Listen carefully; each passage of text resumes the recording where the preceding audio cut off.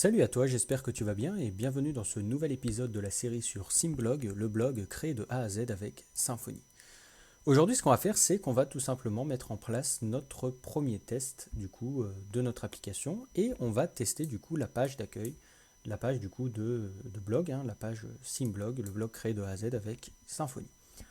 Donc concrètement, pour ceux qui ne connaissent pas les tests, j'ai déjà fait une toute petite série de vidéos là-dessus et je t'invite à les re-regarder. C'est dans la playlist Apprendre Symfony de A à Z qui concerne le projet SymRecipe.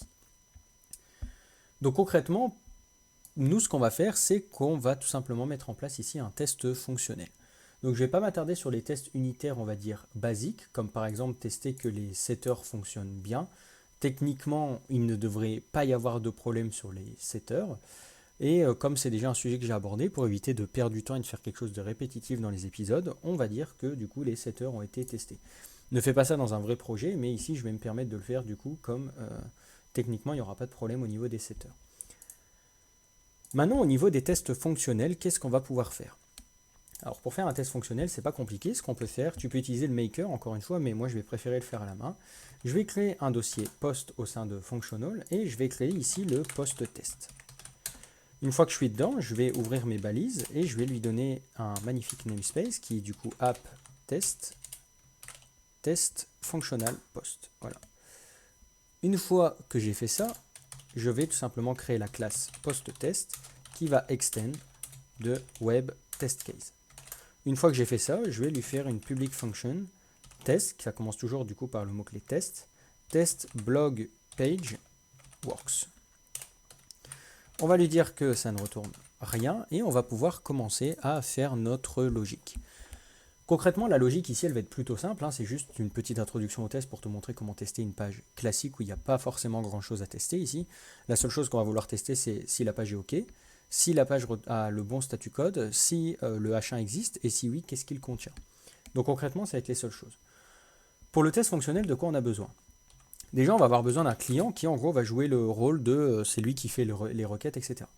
Donc, le client, comment on peut le créer? On utilise la méthode statique createClient. Et là, on va avoir un client. Une fois qu'on a fait ça, on va pouvoir dire à notre client, je veux que tu fasses une requête. Et la requête, je veux qu'elle soit en get. Donc, pour faire une requête en get, on importe le HTTP Foundation et ensuite on lui passe méthode get. Il y a des gens qui écrivent get directement. Moi, je préfère mettre directement les constantes. S'il y a des constantes, autant les utiliser. Et ici, ce qu'on peut faire, c'est directement mettre la racine du site web. Encore une fois, ici, il y en a qui vont préférer générer directement une route avec l'URL générateur. Mais moi, pour au moins ce test-là, je vais me permettre de simplement mettre un slash basique pour retourner à la racine du projet. De toute façon, on abordera le sujet de l'URL générateur interface plus tard pour générer des URI un peu plus complexes. Une fois qu'on a fait ça, ce qu'on va faire, c'est qu'on va tout simplement lui dire d'assert le fait que la réponse, elle est successful. Une fois qu'on a fait ça, ce qu'on veut faire, c'est lui demander du coup, est-ce que le statut code, c'est bien celui que je veux. Du coup, nous, le statut code qu'on veut, hop, on va aller dans Response, et nous, ça va être HTTP OK. HTTP OK, concrètement, qui correspond à une 200 classique. Donc, si une page est OK. Ensuite, on va lui dire pour le H1, est-ce que du coup le H1 existe? Donc on va faire assert selector existe. Et là, le selector, c'est absolument comme en CSS. Je peux mettre juste H1 et il va comprendre. Si cet assert n'échoue pas, tout simplement, on va lui dire est-ce que du coup assert, hop,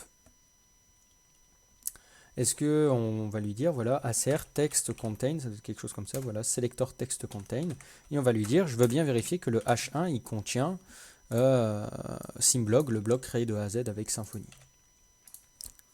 Une fois qu'on a fait ça, concrètement, c'est tout ce qu'il y avait à faire. On va lancer nos tests pour voir un petit peu ce qu'il nous dit.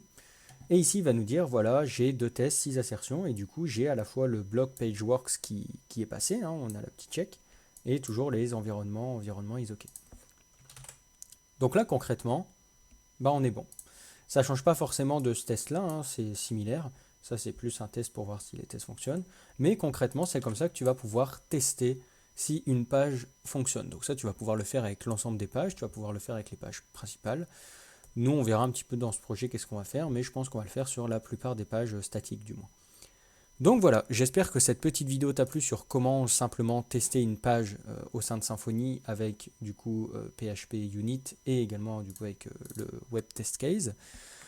Moi je te dis à la prochaine dans la prochaine vidéo pour tester justement le système de pagination. Donc là ça va être légèrement plus complexe, on va pouvoir s'amuser un petit peu. Également, je t'invite à liker la vidéo si ça t'a plu, à la partager, à laisser un commentaire si tu as une question ou si tu veux émettre un avis. Également, je t'invite à t'abonner si tu veux suivre la suite de la série Simblog et je t'invite également à t'abonner si tout simplement tu as envie de t'abonner. Moi, je te dis à la prochaine dans la prochaine vidéo. Salut!